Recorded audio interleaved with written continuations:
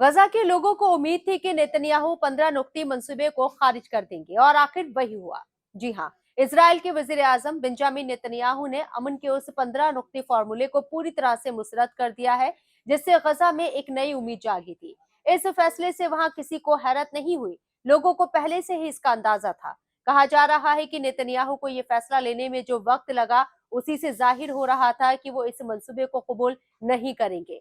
लेकिन अब सबसे बड़ा सवाल यह है कि इसे खारिज करने के बाद क्या होगा। फिलहाल गजा के लोगों की सबसे बड़ी फिक्र यही है कि इस इनकार से गैर यकीनी और बेचैनी बढ़ गई है। दरअसल ये 15 नुक्ती मंसूबा गजा में एक वाज़ेह ढांचा और निजाम लाने के लिए बनाया गया था। इस मंसूबे में कई अहम नुक्ते शामिल थे। पहला, इजरायली फौज का गजा के उस इलाके से पीछे हटना जिसे पीली लकीर यानी येलो लाइन कहा जाता है। ये वो लकीर है जहां पिछले कई सालों से इजरायली फौज मौजूद है। दूसरा, हमास का गैर मुसल्लह होना यानी हथियार डालना। और तीसरा, गजा में अमन कायम रखने के लिए बैरून मुल्क यानी इंटरनेशनल फोर्स का दाखिल होना। ये तीनों ही नुक्ते गजा की सलामती और मुस्तकबिल के लिए बेहद जरूरी समझे जा रहे थे।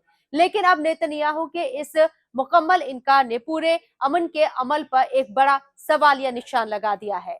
अब ये तय करना मुश्किल हो गया है कि जंग का खात्मा कैसे होगा और किस तरतीब से होगा।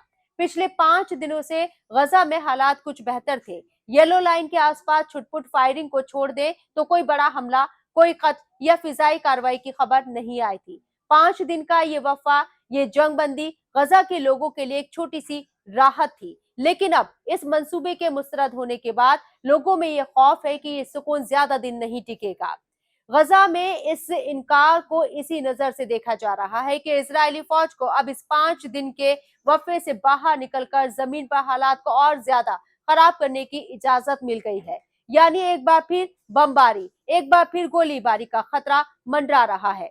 गजा के लोग आज फिर उसी दोराहे पर खड़े हैं जहां एक तरफ अमन की एक धुंधली सी उम्मीद थी और दूसरी तरफ जंग की हकीकत है। और नेतन्याहू के इस फैसले ने उस उम्मीद को एक बार फिर से धुंधला कर दिया है।